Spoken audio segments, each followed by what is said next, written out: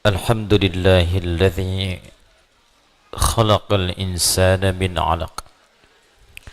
الحمد لله الذي وعدنا لنكون من عباد الله المهديين.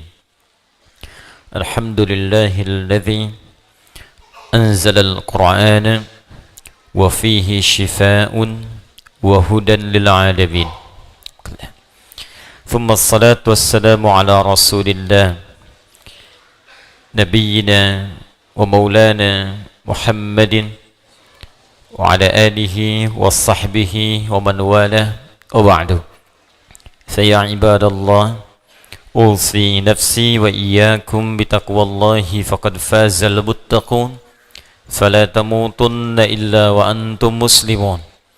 فقال تعالى يا أيها الذين آمنوا اتقوا الله حق تقاته ولا تموتن إلا وأنتم مسلمون. Saudara-saudariku, alhamdulillah kita masih diberikan kesempatan untuk beribadah dan mempelajari sebagian dari tuntunan syariat agama kita di masjid ini. Semoga seluruh niat kita diikhlaskan oleh Allah Subhanahu wa taala, karena seluruh ibadah akan bergantung kepada niatnya. Demikian Nabi Muhammad SAW menyampaikan pesan kepada kita dalam satu hadis yang diriwayatkan oleh sahabat mulia Umar ibn al-Khattab Abi Hassin radhiyallahu ta'ala anhu, dan dinukil oleh Al-Imam Al-Bukhari dalam pembuka kitab sahihnya pada nomor hadis yang pertama dalam kitab Bad'ul Wahyi. Innamal a'malu bin niyat wa innama likulli imri'in ma nawa. Sungguh seluruh aktivitas pekerjaan apalagi ibadah itu akan bergantung kepada niatnya. Ini setidaknya memiliki dua makna utama. Pertama, semua hal yang terkait dengan motivasi, khususnya niat, itu akan sangat menentukan capaian, kesungguhan, dan kesuksesan sebuah pekerjaan. Jadi kalau niat kita sempurna dalam mengerjakan sesuatu, maka motivasi untuk mengerjakan pekerjaan itu pun akan maksimal dan sempurna. Anda niatnya sempurna untuk belajar, maka semua energi kita pun itu akan maksimal digunakan untuk belajar. Anda bekerja dengan niat yang tulus menyempurnakan pekerjaan, maka energi kita pun akan sempurna untuk memaksimalkan pekerjaan yang kita tunaikan. Dalam pendekatan ukhrawi atau akhiratnya, maka niat akan menentukan nilai pahala yang Allah berikan kepada kita terkait aktivitas yang kita tunaikan sebagai ibadah ataukah bukan. Jadi begitu kita kerjakan diniatkan karena Allah, maka berubah ia menjadi ibadah, dan disitulah kemudian memiliki nilai pahala. Tapi sebaliknya, sekalipun itu tanpa ibadah, bagian dari ibadah, tapi niatnya tidak ditujukan untuk kepentingan ibadah, maka dia tidak memiliki nilai pahala di hadapan Allah Subhanahu wa taala. Seberikan contoh begini misal. Dia terlihat seperti ibadah, salat. Salat itu ibadah. Infak itu ibadah. Tapi ada orang yang bahkan dicela oleh Allah ketika salat, tidak dianggap ketika infak. Siapa mereka? Yaitu orang yang tidak meniatkan ibadahnya untuk ibadah. Fawailul lil musallin, celaka orang salat. Anda bayangkan, orang salat ada yang dinilai celaka, apalagi yang tidak salat. Tapi siapa yang salat dan celaka ini? Alladzina hum an salatihim sahun, yaitu orang yang lalai dalam salatnya. Lalai yang dimaksudkan apa? Apakah lalai ini lupa rakaat? Apakah lalai ini melambat-lambatkan salat? Ternyata definisi lalai yang pertama yang disebutkan di ayat ini, teruskan ayatnya, alladzina hum yuraun. Pertama yang lalai dalam niatnya. Lalai dalam niatnya. Seorang yang ibadah, motivasinya ingin dilihat Allah. Ini yang paling pertama dari niat. Ketika seorang ibadah, maka keinginannya dilihat oleh Allah. Itu yang disebut dengan ihsan namanya. Hadis Muslim, nomor hadis yang ke-8. An ta'budallaha ka'annaka tarah, fa illam takun tarahu fa innahu yarak. Maka engkau menjadikan ibadahmu itu semua ingin dilihat oleh Allah. Walaupun engkau tak mampu melihatnya, maka engkau yakin kau diperhatikan oleh Allah Subhanahu wa taala. Ingin dilihat oleh Allah disebut ihsan sifatnya. Orangnya disebut muhsin. Ingin dilihat oleh makhluk salah niat, maka disebut riya namanya. Alladzina hum yura'un. Maka terlihat seperti ibadah tapi disebut celaka oleh Allah Subhanahu wa taala karena gagalnya niat. Demikian infak. Orang yang infak dengan tujuan bukan karena ibadah, hanya ingin dilihat oleh orang lain, maka disebut oleh Allah seperti orang yang bekerja tapi tak ada nilai. Seperti mengumpulkan pasir-pasir yang lembut lalu dihempas oleh buih-buih air yang kemudian menghabiskannya. Quran surah kedua Al-Baqarah ayat 264. Ya ayyuhalladzina amanu la tubtilu sadaqatikum bil manni wal adza kalladzi yunfiqu malahu ria'an nas. Hei orang-orang yang beriman, jangan engkau gugurkan, batalkan. Jadi ada yang disebut oleh Allah batal amalnya. Salah niat, batal amal. Dikerjakan tapi tak punya nilai. Kayak orang kerja nggak punya gaji. Orang kerja tak dapat upah. Orang ibadah tak dapat pahala. Dan disebut oleh Allah batal amalnya. Seperti orang infak yang mengerjakan infaknya disertai dengan perbuatan yang merusak. Apa diantaranya? Orang infak yang riya ingin dilihat oleh orang lain.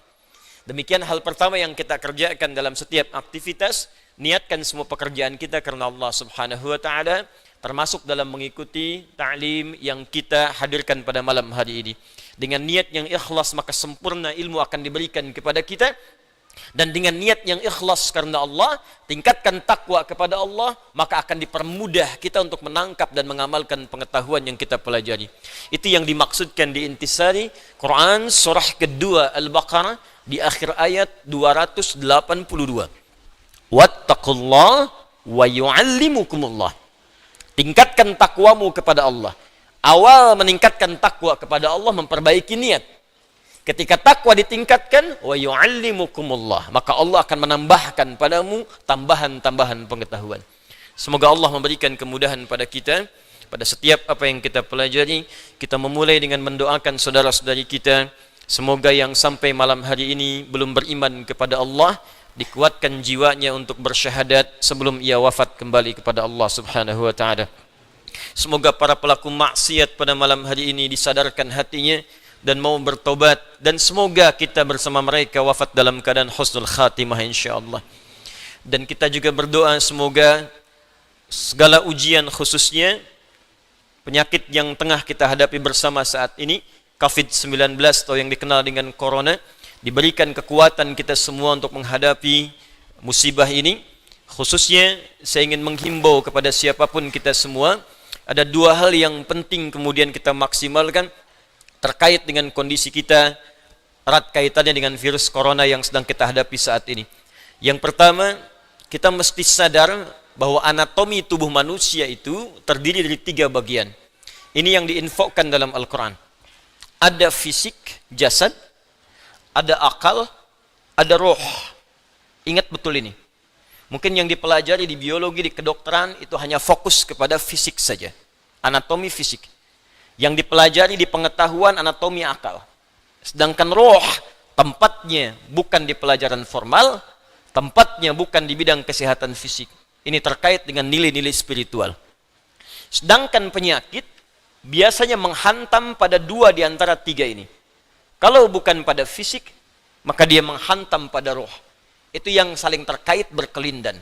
Kalau penyakit akal, biasanya sifat penyakitnya datang dengan sifat malas. Malas baca, malas belajar, ya, malas mengkaji. Itu penyakit akal. Karena setiap bagian anatomi tubuh ini butuh masukan. Dia harus punya karbohidratnya, punya proteinnya, punya vitaminnya, butuh masukan supaya dia berkembang dan kuat. Ya, fisik kita butuh makan. Maka turun ayat-ayat dalam Al-Quran seperti apa mengarahkan fisik untuk mendapatkan masukan-masukan yang terbaik untuk fisik. Quran surah kedua misalnya ayat 168, ayat 172, ya, dan turunan-turunan yang lainnya. Kata Allah, ya ayyuhan nasu kulu mimma fil ardi halalan thayyibah. Hai semua manusia, jaga fisikmu, cari makan dengan baik. Tak semua yang diinginkan mesti dimakan. Cari yang engkau butuhkan, membuat fisikmu sehat dengan cara yang legal.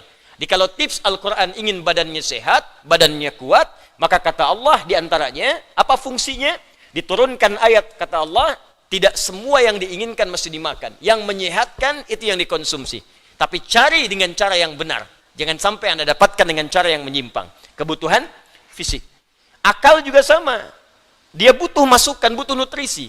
Tidak diberikan nutrisinya, maka akan tumpul bagian dari otak kita. Maka lemahlah kemudian cara berpikir seseorang, sulit mendapatkan pengetahuan. Apa makanannya? Turun ayat. Quran surah 96 ayat pertama. Iqra bismi rabbikal ladzi khalaq. Membaca bagian dari nutrisi akal. Turun ayat tentang mencari pengetahuan dengan cara yang benar. Quran surah ke-58 ayat 11. Yarfa'illahu alladhina amanu minkum walladhina utul ilma darajat. Allah akan mengangkat derajat seseorang ketika dia memenuhi bagian-bagian kebutuhan hidupnya. Tingkatkan imanmu, yang kedua, tambahkan pengetahuan. Quran surah ke-9 ayat 122. وَمَا كَانَ الْمُؤْمِنُونَ لِيَنْفِرُوا كَافَّةً فَلَوْلَا نَفَرَ مِنْ كُلِّ فِرْقَةٍ مِّنْهُمْ طَائِفَةٌ لِيَتَّفَقَّهُوا فِي الدِّينِ وَلِيُنْذِرُوا قَوْمَهُمْ إِذَا رَجَعُوا إِلَيْهِمْ لَعَلَّهُمْ يَحْذَرُونَ. Kata Allah, ayo belajar sampai paham, sampai mengerti. Kalau sudah pandai, balik ke kampung masing-masing, ajarkan orang di kampung supaya mendapatkan pengetahuan yang serupa. Nutrisi terkait akal. Ruh tidak banyak dipelajari. Sejak zaman Nabi, orang bertanya pada Nabi SAW, Muhammad, apa esensi roh? Bagaimana sifatnya? Bagaimana bentuknya? Apa nutrisinya? Turun Quran surah ke-17 ayat 85 untuk menjawabnya. Yas'alunaka 'anir ruh. Qulir ruhu min amri rabbi wa ma utitum minal ilmi illa qalila.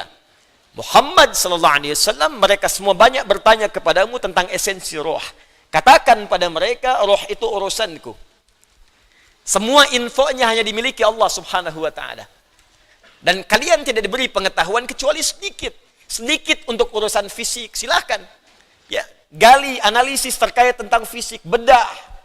Dapatkan kebutuhannya, teliti bagian-bagiannya, dapat kita infonya. Tentang akal silahkan temukan, kreasi. Dapatkan ciri-ciri pengetahuan yang baru, bidang-bidangnya, turunan-turunannya. Tapi roh, kata Allah, hanya aku yang tahu nutrisinya. Maka diturunkanlah kemudian nutrisi roh untuk menguatkan nilai spiritual seseorang yang bisa menguatkan fisik dan akalnya. Awas, hati-hati ya. Kalau fisiknya sakit, tapi rohnya sehat, itu boleh jadi daya tahan tubuhnya semakin kuat. Dalam arti, bisa jadi, walaupun fisiknya kurang sehat, tapi rohnya kuat, dia bisa menjalani kehidupan dengan baik. Tapi kalau rohnya sakit, walaupun fisiknya terlihat sehat, sesungguhnya dia dalam keadaan selemah-lemahnya dalam beraktivitas. Nanti kita akan buktikan. Ya. Apa nutrisinya? Ibadah. Karena itu tidak ada nutrisi terbaik bagi roh kecuali ibadah. Untuk itulah kita diperintahkan sholat, diperintahkan mengaji, diperintahkan puasa, diperintahkan baca Al-Quran, diperintahkan tahajud. Apa esensinya? Untuk memberikan masukan kepada roh. Berikan makanannya supaya dia sehat. Berikan makanannya supaya dia kuat.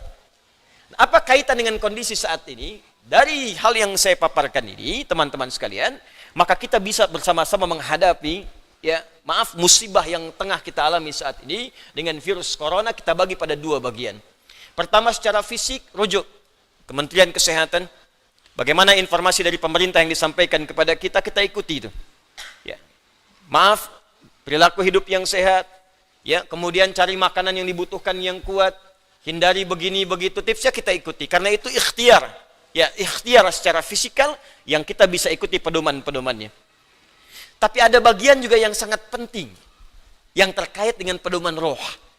Karena sekuat-kuatnya fisik, kalau rohnya lemah, maka akan berpengaruh pada ketahanan fisiknya.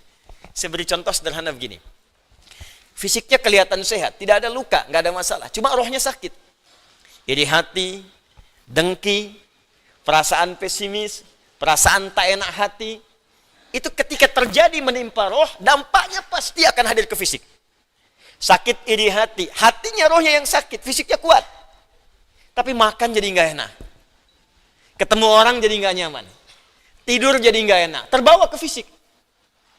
Sebaliknya penyakit fisik, kalaupun rohnya bagus, fisiknya kena penyakit, tapi tetap beraktivitas akan tetap semangat. Nabi Ayyub itu kan serangan fisiknya kuat. Tapi karena kondisi rohnya kuat, untuk ibadah pun luar biasa. Baru saat kondisi penyakit mengganggu kepada ibadahnya, baru mohon kepada Allah Subhanahu wa Ta'ala diberikan kesembuhan.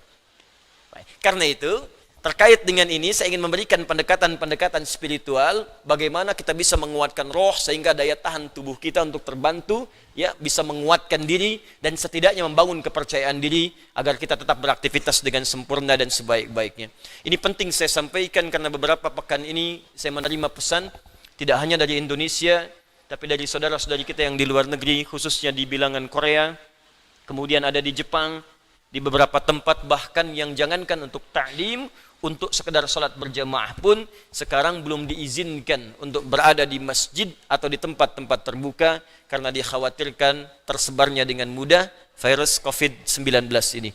Ya, kita turut mendoakan insyaallah semoga Allah ringankan, mudahkan dan hilangkan ya penyakit yang dimaksudkan sehingga memudahkan saudara-saudari kita untuk beribadah kembali dengan baik.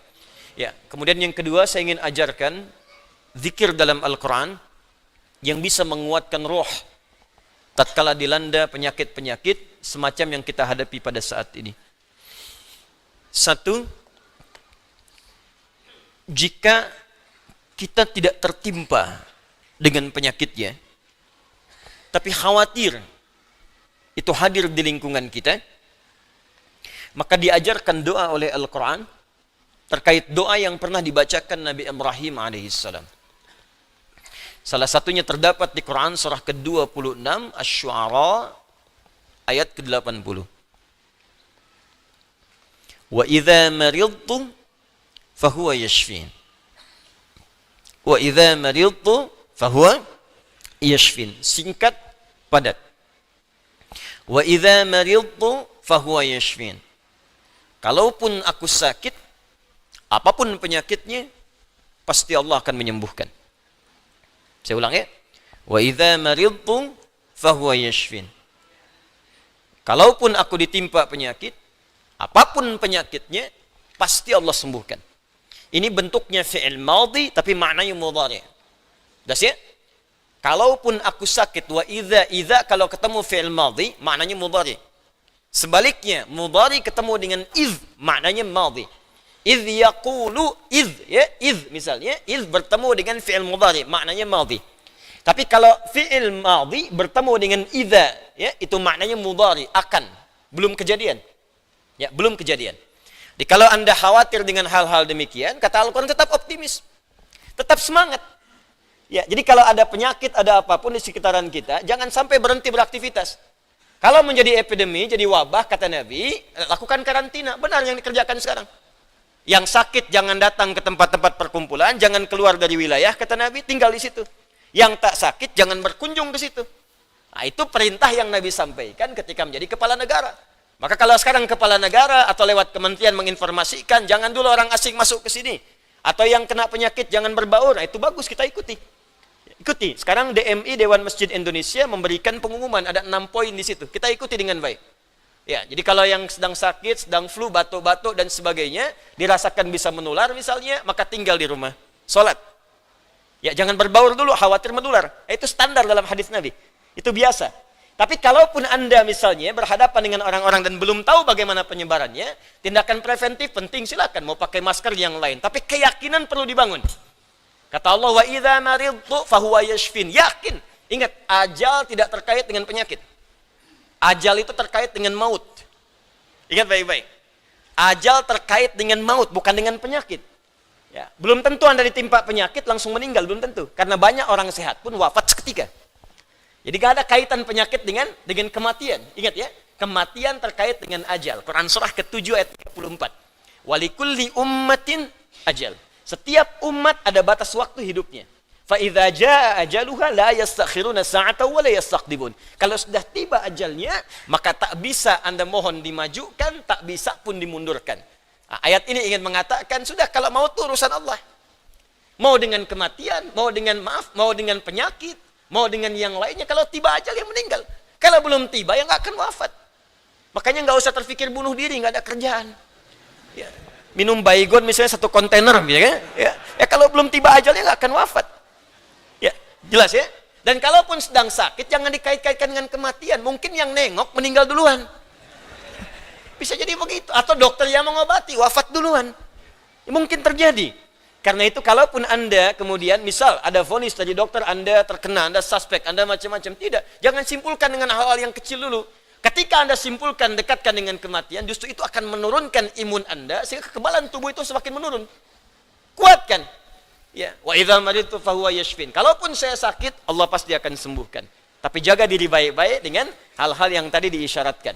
Yang kedua, kalau Anda terkena penyakitnya dan divonis menjadi bagian dari ahli penyakit itu, misal yang sekarang terkena misalnya kena corona atau kena yang lain, kena cancer, kena macam-macam, maka Allah ajarkan zikir yang selanjutnya yang bisa Anda bacakan. Tapi tolong dibacakan dengan penuh keikhlasan dan permohonan kuat kepada Allah Subhanahu wa taala. Saya akan gabungkan 3 surah sekaligus. Insyaallah kalau Anda bacakan dengan benar, di situ ada janji dari Allah seperti Allah janjikan kepada Nabi Ayub, penyakit apapun selain kematian Allah akan berkenan menyembuhkannya. Pertama, saya urutkan dulu dari urutan ayatnya. Quran surah ke-17. Quran surah 17 Al-Isra. Ayat 82. Sudah? Ayat 82. Disambungkan ke Quran surah ke-21. Al-Anbiya. Ayat 83 sampai 84. Nanti saya bacakan ayatnya. Terakhir ditutup dengan Quran surah pertama. Al-Fatihah. Ayat 1 sampai 7. Quran surah ke-17 Al-Isra ayat 82, Quran surah ke-21 Al-Anbiya ayat 83 sampai 84 dan ditutup dengan Quran surah Al-Fatihah ayat 1 sampai ayat 7. Sekarang perhatikan baik-baik. Awas, ini bukan ilmu takatik ya. Ini isyarat Al-Quran. Wa nunazzilu minal Qur'ani ma huwa shifaa'un. Ini poinnya.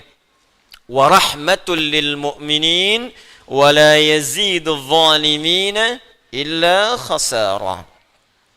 Wa nunazzilu minal Qur'an, dan kami turunkan dari ayat-ayat Al-Quran itu ma huwa shifaa'un, ada yang bisa menjadi syifa.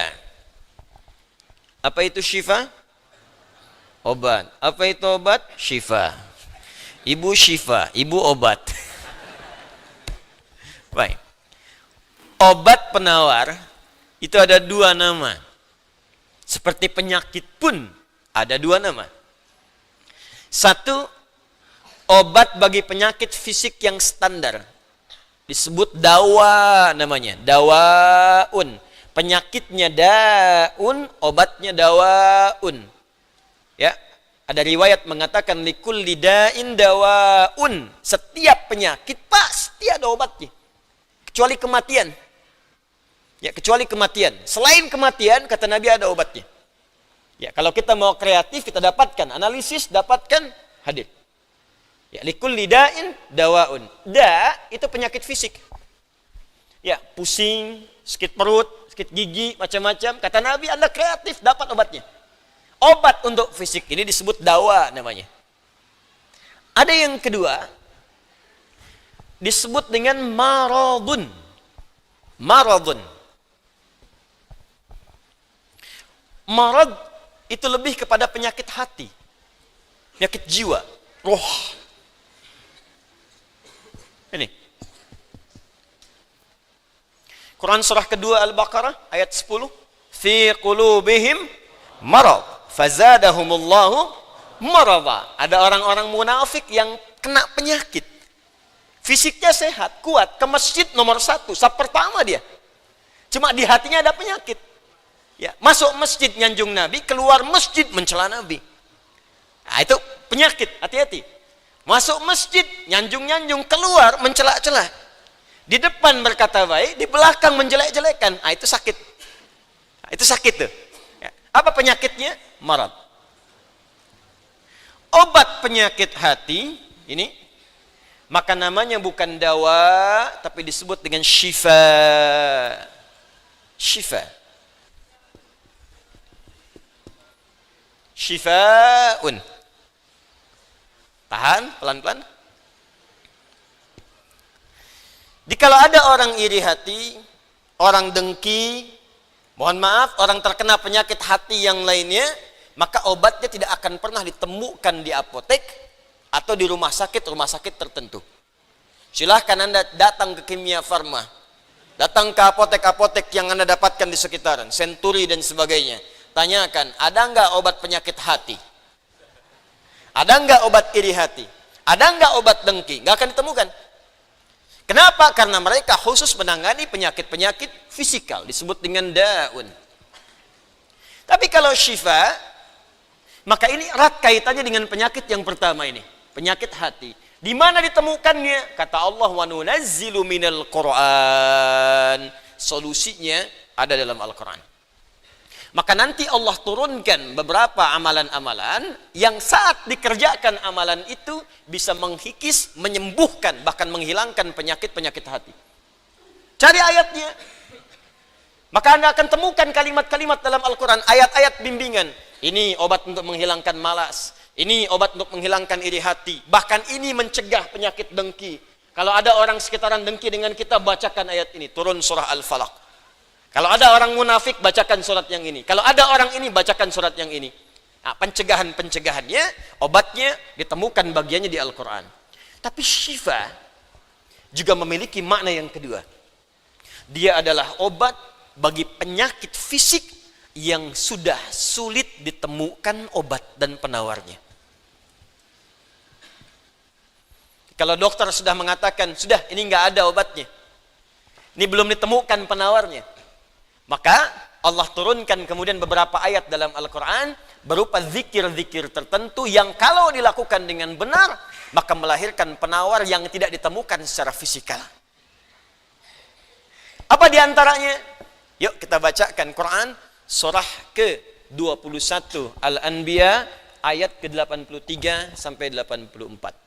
Kenal Nabi Ayub? Bagus. Ada yang kenal di sini. Baik. Bukankah ujian Nabi Ayub salah satunya kena penyakit fisik? Bukankah ujian Nabi Ayub alaihissalam salah satunya kena penyakit fisik? Ya. Pertama ujian harta, habis semua asetnya. Yang kedua ujian keluarga, wafat semua anaknya. Yang kedua ketiga ujian fisik. Diuji dengan penyakit, maaf, yang belum ditemukan obatnya, tidak akan pernah dirasakan orang sebelumnya, tidak dialami orang setelahnya, saking parahnya penyakitnya. Dokter mengatakan sudah nggak ada obat. Orang mengatakan secara klinis mustahil sembuh, nggak ada obatnya. Maka apa yang dikerjakan oleh Nabi Ayub alaihissalam? Ingat, ini pesan dari Al-Quran. Ada isyarat begini, ketika manusia mengatakan, makhluk mengatakan ini mustahil, itu tanda pertama dari Allah supaya langsung kita diminta untuk memohon kepada Allah Subhanahu wa Ta'ala. Jadi kalau ada orang mengatakan ini nggak bisa, itu langsung tanda langsung dari Allah supaya tinggalkan pendapat makhluk, minta kepada Khalik. Itu poinnya. Makanya seringkali ujian penyakit itu diantaranya mendorong kita untuk mendekat kepada Allah. Jadi kalau Anda diberikan penyakit sampai parah, nggak menyebut nama Allah juga, perlu dikasih apa lagi supaya ingat sama Allah? Jadi kalau diberikan yang paling parah, nggak sempat menyebut nama Allah juga, Anda perlu dikasih apa lagi? Karena itu seringkali ujian itu, kata Nabi, jika Allah mencintai seorang hamba, diberikan ujian supaya dekat dengan Allah. Innallaha idza ahabba 'abdan ibtala. Allah itu kalau sudah cinta dengan seorang hamba, diberikan ujian supaya ingat, nyebut. Mungkin sebentar lagi wafat, sebut nama Allah, dekatkan diri dengan Allah. Makanya, maaf ya, nikmat kesehatan itu berharga ketika sakit. Ya, syukur nikmat itu datang ketika sakit. Peningkatan ibadah hadir ketika sakit. Begitu diuji, ingat Allah. Nah, ini yang dikerjakan Nabi Ayub alaihissalam. Begitu penyakitnya sudah mulai mengganggu beliau ibadah, maka perhatikan zikirnya. Amalkan ini, bacakan dengan penuh ketulusan. Wa ayyuba, dan kami buka kisah Ayub alaihissalam.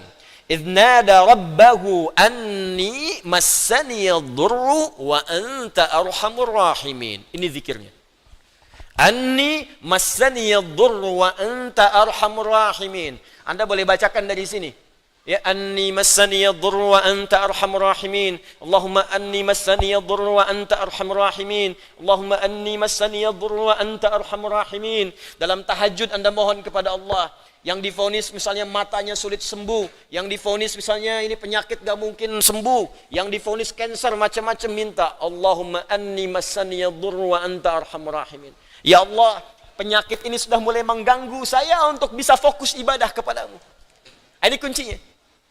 Jadi kalau bacakan ayat ini, arahkan ke kepentingan ibadah. Jangan cuma minta sembuh.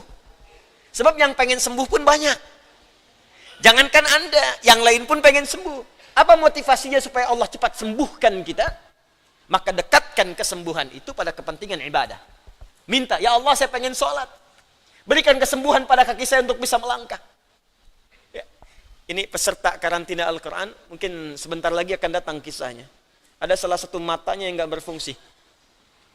Divonis gak bisa melihat. Gak bisa melihat salah satunya. Dia ikut karantina. Dia baca Quran dengan tulus. Dia berdoa kepada Allah. Sekitar 2-3 hari yang lalu, tiba-tiba dia masuk kamar mandi, dapat cahaya, terbuka, melihat semua. Sekarang matanya bisa melihat normal dua-duanya. Minta, Allahumma anni massani yadhurru wa anta arhamur rahimin. Sebentar.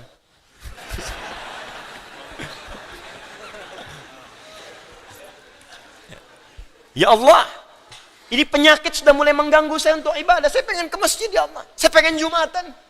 Saya pengen jamaah ya Allah. Cuman karena ini saya nggak bisa lagi jamaah. Bukankah engkau menyukai hambamu yang jamaah ya Allah? Bukankah engkau menyukai hambamu yang sholat bersama ya Allah? Bukankah engkau menyukai zikir ya Allah yang kau dengar setiap waktu ya Allah? Wa anta arhamur rahimin, sedangkan engkau yang paling sayang padaku. Kalau yang paling sayang saja tidak engkau sembuhkan, lantas kepada siapa lagi aku mohon dan meminta? Kalau kepada yang paling sayang saja tidak menyembuhkan, kepada siapa lagi aku mesti meminta? Anda tahu apa jawabannya?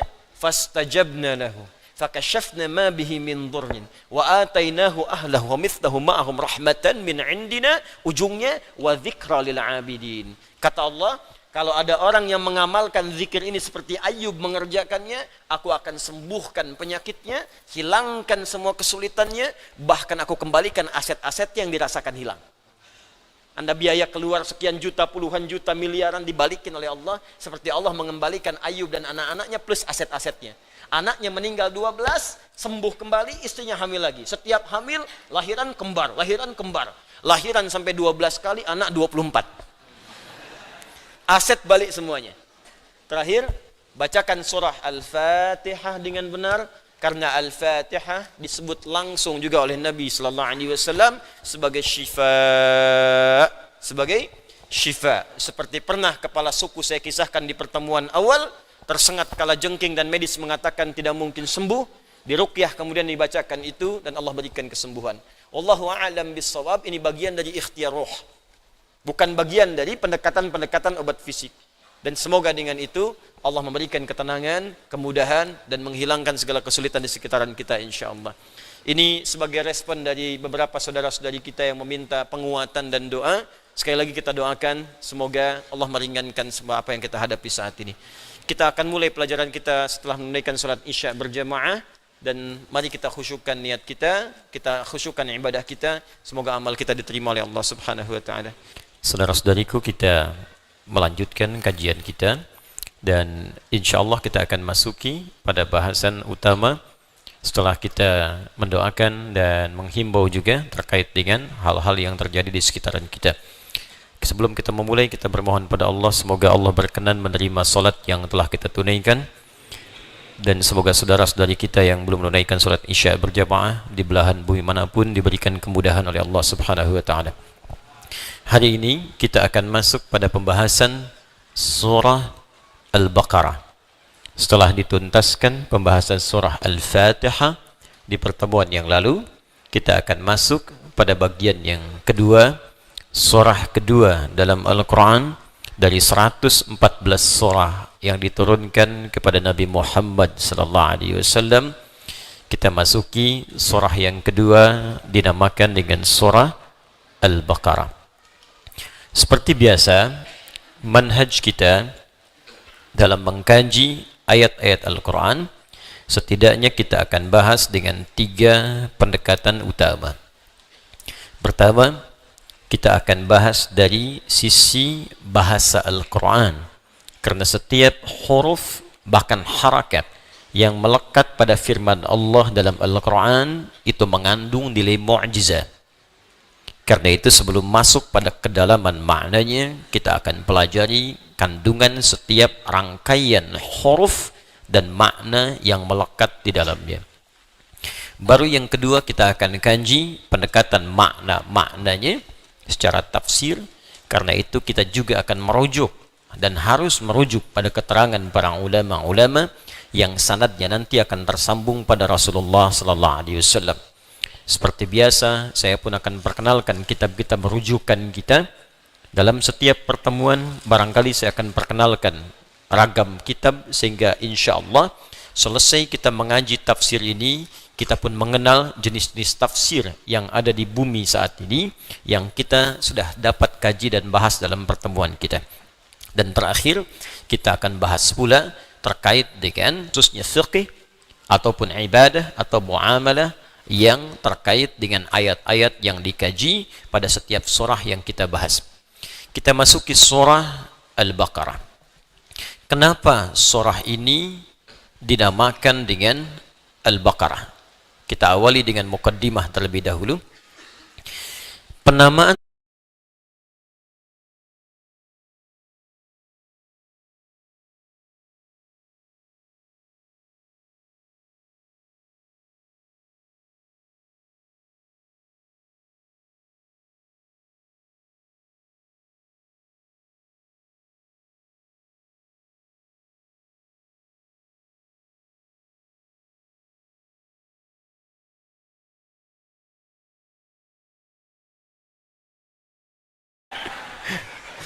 saya sengaja buka karena kadang ada akhwat masuk sana sini gitu kan, supaya tidak bercampur. Tapi kalau saya pakai berarti terlihat. Cuma nanti kalau saya baca kitab kemungkinan besar saya pakai kacamata. Kalau lihat antum saya buka kacamata. Ya, tapi bukan berarti saya lihat antum gak jelas gitu ya. Bukan. Konteksnya supaya saya bisa memandang dengan lebih baik. Nama yang melekat pada surah Al-Quran setidaknya mengacu pada 3 kriteria utama. Pertama, ada nama yang dilekatkan pada sebuah surah mengambil lafaz atau kalimat yang terletak di ayat itu, baik dia berada di awal ayat, pertengahan, ataupun akhirnya. Misal, yang di awal ayat misalnya kita temukan surah diberi nama dengan lafaz awal ayatnya, surah Yasin misalnya. Ya, surah ke-36. Yasin wal Qur'anil baik. Maka diberi nama surahnya dengan surah Yasin, mengambil lafaz pertama di awal ayat, di awal surah yang dimaksudkan. Yang juz amma misal surah Ad-Duha. Wadduha wal-laili idza saja. Wadduha, maka diberikan nama yang melekat pada surah ini dengan nama Ad-Duha. Ada lagi misal yang di pertengahan, ya, Al-Insyirah atau surah Alam Nashrah atau Asy-Syarah. Ya, dari mana kalimatnya diambil Asy-Syarah? Ada redaksi berbunyi di awal ayatnya Alam Nashrah laka sadrak. Alam awal pembukanya, nashrah. Dari sini diambil kemudian penamaannya surah Asy-Syarah atau Al-Insyirah atau bahkan disebutkan alamnya, Alam Nashrah. Ada yang diambil dari akhirnya misalnya. Ya, 2 surah paling favorit di muka bumi bagi muslim milenial masa kini. Dua-duanya Qul. Ya, Qul terakhir dalam Al-Qur'an surah 113 dan 114. 113 Qul a'udzu birabbil falaq. 114 ini yang paling favorit. Qul a'udzu birabbin nas. Maka surah 113 diberi nama surah Al-Falaq dan surah ke-114 diberi nama surah An-Nas. Jadi ada nama surah yang diambil dengan nama lafaz pembuka atau yang melekat pada ayat itu, baik di awal, pertengahan ataupun akhir ayat, karena hikmah tertentu. Nanti kalau sudah masuk ke dalam surah dan ayatnya kita bahas hikmahnya. Ada yang kedua, diberi nama dengan esensi yang melekat pada isi surah tersebut, walaupun namanya tidak ada di lafadznya. Jadi kalau dicari di lafadz surahnya, sampai kiamat kurang 2 hari, nggak akan ketemu. Nggak ada dicari-cari lafadznya itu. Tapi esensinya ke situ. Misal, tadi 113, 114, 112. Ya, ini dibaca oleh orang yang paling ikhlas di muka bumi. Kul pelengkap dari yang 2 tadi. Ya.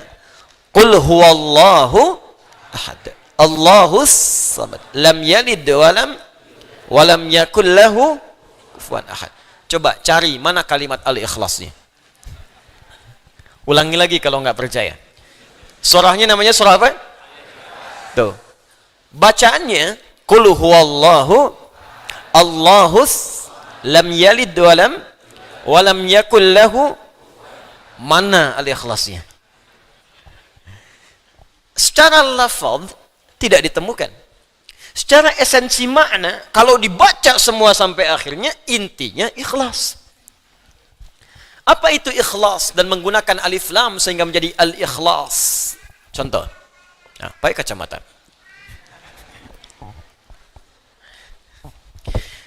Al-ikhlas, begini tulisannya. Ya.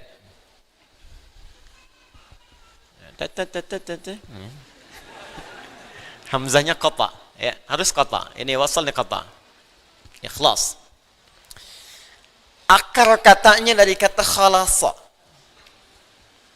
Khalasa. Ini. Khalasa. Ditambah hamzah di depannya, gini. Itu dari kaidah sharafnya. Ketika ditambahkan hamzah di depan, maka harakat di sini pindah ke sini. Karena pindah, yang ini mati. Ya, mati dengan tenang. Ya ayyuhan nafs, ya ayyatuhan nafsul mutmainnah. Mati dengan tenang, bahasa Arabnya tenang, sukun. Karena itu rumah tangga yang ingin tenang disebut dengan sakinah. Sakinah, mawaddah dan rahmah. Quran surah ke-30 ayat 21. Litaskunu ilaiha. Tapi taskunu masih hidup, meninggal sukun. Makanya di atasnya ada bulatan. Ya, di film-film kartun dulu kan kalau dia mati ada bulatan di atasnya kan? Nah, ya kan? Son Goku ketemu dengan Piccolo, Kamehameha habis kan? Ya. Apa saya? Nonton enggak? Ya. Penulisnya saya tahu, Susuke Watanabe. Ya. Saya baca, saya senang baca. Liverpool kalah sama Chelsea saya tahu 2-0. Nah, ini pindah ke sini. Udah. Waktu kita cuma sebentar. Jadi tambah ke sini jadi A gini. Ini mati. Karena mati, kemudian harakatnya sukun, lasab gini. Masdarnya menjadi ikhlas.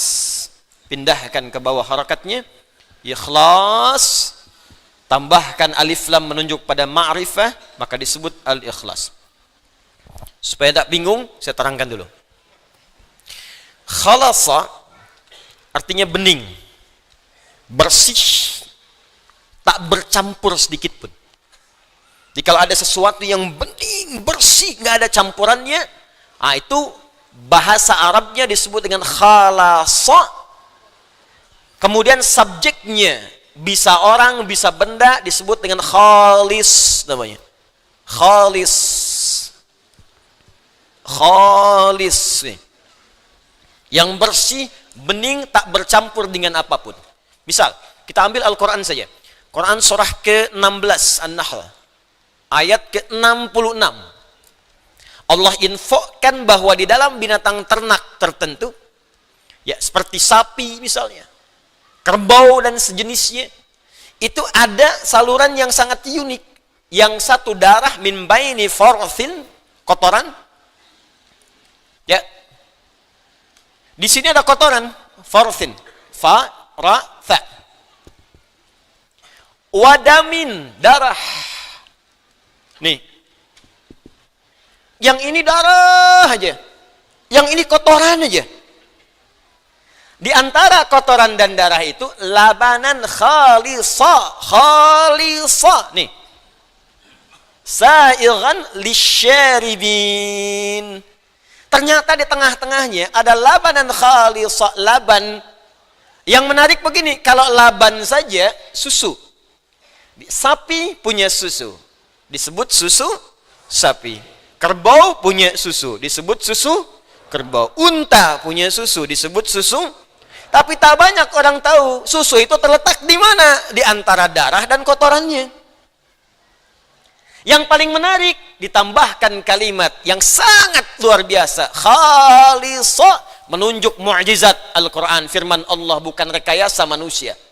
Jadi kalau rekayasa manusia, bagaimana bisa terjadi seperti ini? Mustahil. Ya, kalimat khalisa di sini ingin menunjukkan susu ini walaupun terletak di antara, kotoran dan darah, tapi nggak ada campuran ke sini. Diperas keluarnya susu aja. Begitu diperas keluar kotoran misalnya, nggak ada. Bersih aja begini. Sumurni, bersih. Itu khalis namanya. Mustahil, nggak ada yang bisa sempurna ini kecuali Allah Subhanahu wa taala. Ada kotorannya, ada darahnya, yang keluar air susunya. Bahkan kata Allah Subhanahu wa taala, ketika diminum begitu mudahnya diminum, lancar, enak. Orang nggak pikir-pikir kembali. Inilah khalis yang tidak bercampur sedikit pun, tidak dengan kotoran, tidak dengan darah. Nah, kalau Anda ingin menghilangkan sebuah campuran, sehingga dengan itu Anda ekstrak misalnya, campuran yang kotornya Anda buang secara kimiawi. Ini buang pasirnya, ini buang misalnya lumpurnya, sehingga yang tersisa disuling airnya saja yang bersih.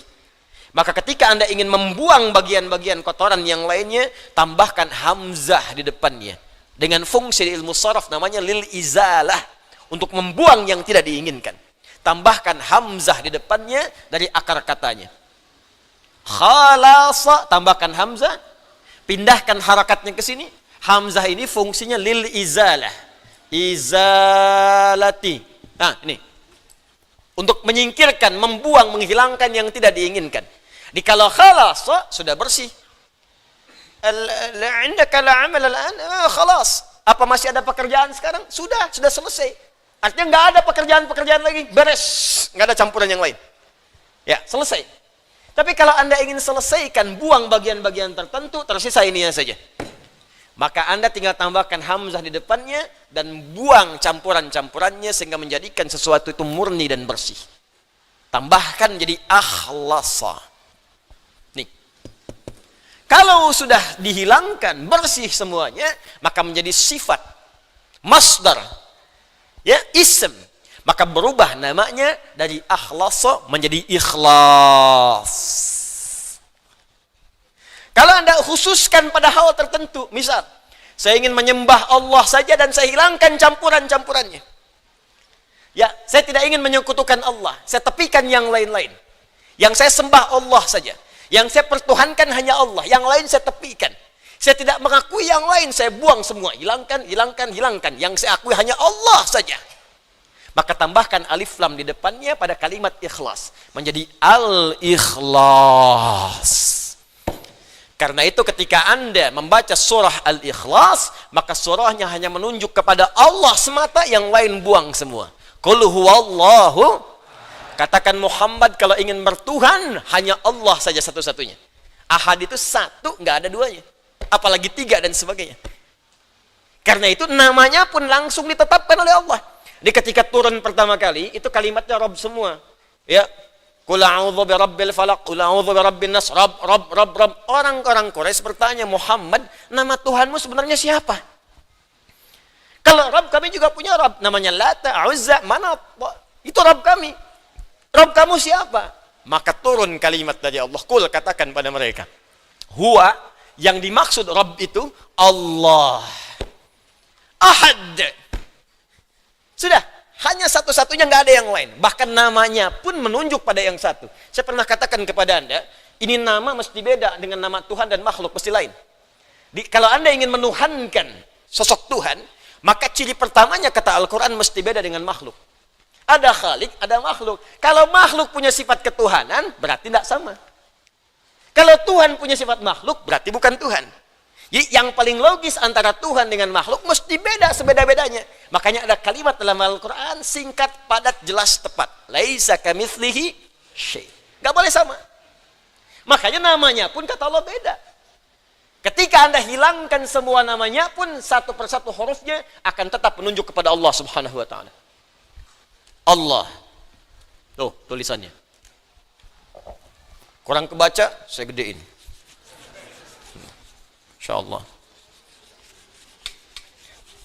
Bismillah. Tuh. Terus saya tulis sendiri, hapus sendiri. Ya. Ya mah cuman ngelihat, nonton, ketawa masuk surga. Enak banget. Alhamdulillah. Lihat sini. Allah. Oh. Ahad. Satu-satunya, nggak ada yang lain. Saya nggak bicara sifat dan yang lainnya dulu. Saya bicara tentang namanya dulu. Bahkan kata Allah, namanya pun ahad. Hanya menunjuk pada yang satu, yang lain nggak bisa ikut. Gimana kalau kita buang? Buang satu. Baca. Lillahi ma fis samawati wa ma fil ard. Masih menunjuk kepada Allah. Yang lain nggak ikut-ikut. Buang satu lagi. Satu dibuang, maka tasdidnya hilang. Lahu mulkus samawati wal ard. Lahu ma fis samawati wa ma fil ard. Masih menunjuk kepada Allah. Buang lagi lamnya. Baca.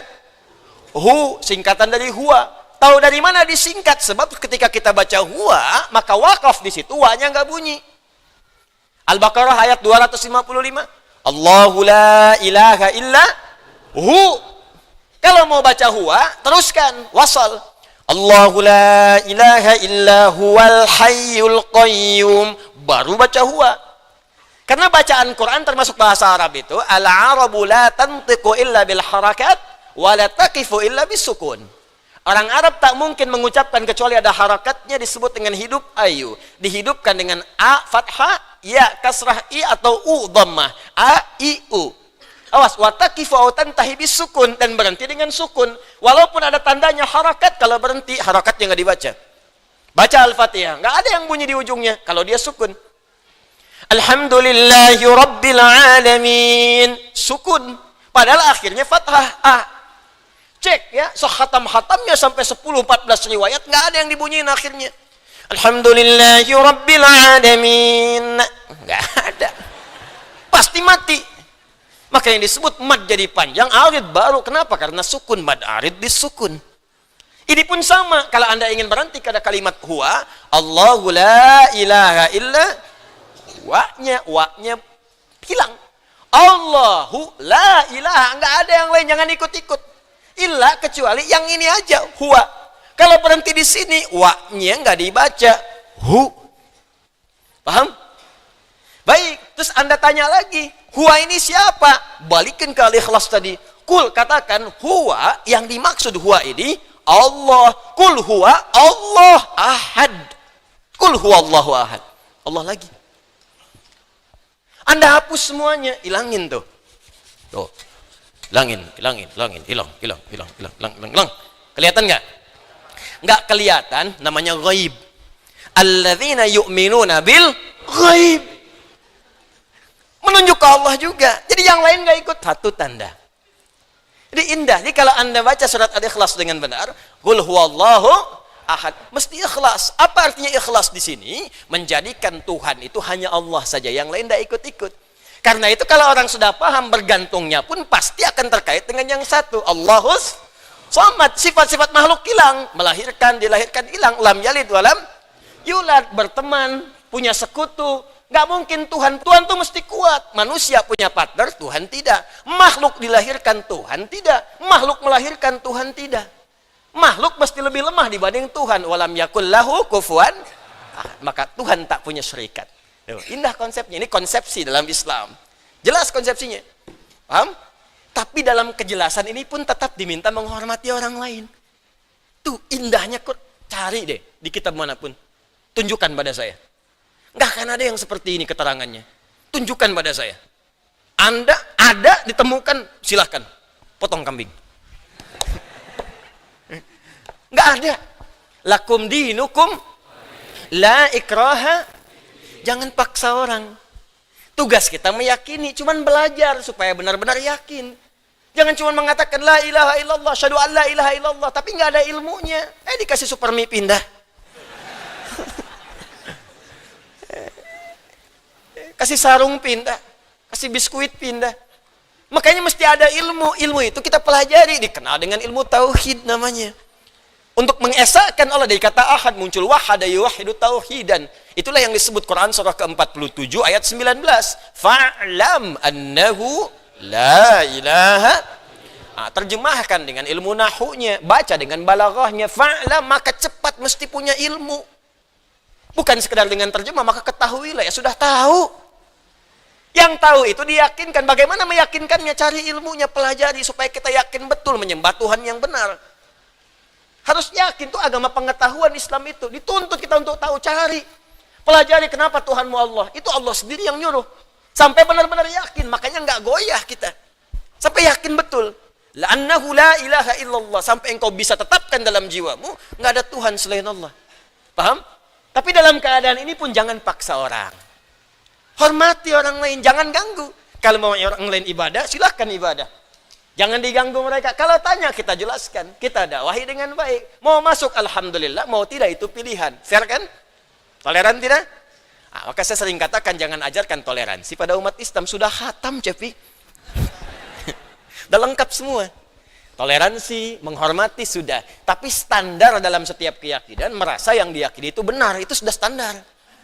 Sudah standar. Saudara sebangsa kita, misalnya yang Kristen, yakin Kristen benar, makanya masuk Kristen. Yakin Hindu benar, masuk Hindu. Yakin Buddha benar, masuk Buddha. Kita yakin Islam benar, makanya kita Muslim. Jadi kalau ada orang mengatakan agama saya benar, itu sudah standar. Jadi kalau ada orang mengatakan begini, jangan mengaku paling benar, yang lain juga benar. Itu orang kurang sehat. Dia nggak tahu cara berpikir yang benar. Sudah pasti semua pemeluk agama meyakini agamanya itu benar, sudah pasti. Itu udah nggak perlu diajarkan kembali. Tapi bagaimana menunjukkan kebenaran yang sejati? Maka Quran menawarkan dengan elegan. Silahkan pelajari. Nih standar Tuhan begini. Yang di luar standar bukan Tuhan. Dan diajak berpikir kita cerdas. Ayo berpikir dengan objektif. Begini muncul tulisannya. Dan muncul aturannya. Itu yang dikenal dengan ikhlas. Maka orang yang baca dan khatam al-ikhlas tidak akan mengatakan di lisannya semua agama sama. Menuju Tuhan yang sama. Walaupun caranya beda-beda, artinya dia belum hafal surah Al-Ikhlas. Baru bisa baca. Ya, kalau sudah khatam, sudah hafal, terpatri dalam jiwanya, hormati saudara sebangsa kita yang lain. Jangan ganggu mereka. Jangan macam-macam, bikin bom panci, bom kartel, bom kulkas, bom macam-macam, datang ke tempat ibadah orang, nggak boleh. Haram hukumnya. Jelas di sini? Itu bagian yang kedua, penamaan sebuah surah didasarkan pada nama esensi atau makna yang melekat di dalam surah itu. Yang ketiga, terkadang ada kisah yang sangat inspiratif. Yang hikmahnya akan terbawa dalam setiap masa. Pada kehidupan setiap umat manusia. Karena itu sifatnya akan abadi. Karena sifatnya abadi melewati setiap masa dan waktu, diumumkanlah, diinfokan dan diajarkan oleh Al-Quran supaya manusia belajar dari kisah ini. Kalau baik bisa diteruskan, kalau buruk dia tidak berulang. Maka di antara penamaan surah dalam Al-Quran adalah yang diberikan dengan nama-nama kisah yang dimaksudkan. Salah satunya adalah nama bagi surah yang kedua dalam susunan mushaf pada Al-Quran, diberi nama dengan surah Al-Baqarah. Surah Al-Baqarah ini menganut bagian yang ketiga, yaitu disebutkan penamaannya atas kisah inspiratif yang terjadi pada satu masa yang hikmahnya ingin disampaikan oleh Allah kepada kita umat manusia tanpa mengenal batas dan waktu. Seperti apa kisahnya? Bagaimana kemudian inspirasinya? Seperti apa di awali ayat sampai akhirnya? Ini yang coba kita akan baca dalam kesempatan malam hari ini. Jelas sampai sini? Apa artinya Al-Baqarah? Sapi betina. Kalau sapi jantan, buang taknya, bakar. Jelas ya? Sapi jantan. Kalau sapi betina, Al-Baqarah. Baik. Unta jantan, Jamal. Unta betina, jangan ngarang. Bukan Jamalah. Enggak semua yang betina itu atau yang kemudian gendernya beda mesti tambah tak. Tidak semua begitu. Nanti repot begitu kan? Masjid itu buat laki-laki, buat perempuan masjidah. Ini tidak. Unta jantan jamalun, unta betina naqatun. Naqatallahi wasuk ya fakadzabuhu faqaru. Unta jantan jamal hatta yalijal jamalu fi samil khiyat. Jelas? Kalau unta saja nggak tahu jantan atau betina, ibil. Ibil. Bukan unta nggak jelas jantan betina, bukan. Bukan lucu-lucuan aja gitu kan, bukan. Ini unta kalau kita belum tahu ini jantan atau betina umum namanya ibil. Afala yanzuruna ilal ibili kaifa khuliqat. Apakah dia jantan atau betina? Kalau sudah tahu jantan jamadun, betina naqatun. Jelas? Unta yang ditunggangi. Punya bagian beban tunggangan. Apa namanya? Ba'ir. Nah, unta itu punya banyak nama. Kalah antum mau unta. Ya? Nanti lain waktu kita bahas. Nah, sekarang Baqarah itu sapi betina secara terjemahan. Tapi ingat, membaca Al-Quran dan share tentang nama surah tidak boleh dengan terjemahan. Terjemah itu hanya untuk mendekatkan makna pada keterangan yang akan kita gali. Tapi share ini tetap menggunakan bahasa Arabnya. Karena mu'jizat. Ya, termasuk nama-nama melekat pada Al-Quran mu'jizat. Yang kalau disebutkan terjemahannya hilang sifat mu'jizatnya. Akhi lagi merajaah surat apa? Al-Baqarah, An-Nisa, Ali Imran, An-Nahl. Senang semua. Ukhti lagi merajaah surat apa? Surat mak-mak. Hilang. Anda apa? Surat semut. Ya, An-Nisa tadi, An-Naml yang berikutnya. Kan gak enak kedengarannya. Nah, apa kisah yang terjadi dalamnya sehingga disebutkan Al-Baqarah, kita bacakan kemudian keterangannya. Saya bawa kitab namanya Qasasul Quran. Karangan Syekh Muhammad Ali Qutb. Nah, nanti kalau sudah masuk pada kisah yang lain, mungkin satu saat saya akan bawakan infokus, mungkin di sini dipasang. Ada buku bagus termasuk peta-petanya, Atlas Qasasul Quran. Ada atlasnya, ini petanya di mana? Misal Nabi Ayub lahirnya di mana? Sekarang tempatnya di mana? Posisinya di mana? Kanan atas, kiri bawah, atau ke tengah-tengah, dia di negara mana? Nah, Nabi Sulaiman sebelah mana? Nanti kita coba tunjukkan sehingga sampai sejelas-jelasnya. Paham ya? Ini kita buka kisahnya. Ini mengisahkan tentang kisah-kisah yang ada dalam Al-Quran. Ya, ini masih asli, saya dapatkan asli, jilidnya asli, masih berbahasa Arab. Ya, karena itu nanti saya coba bacakan, kita ambil pada malam hari.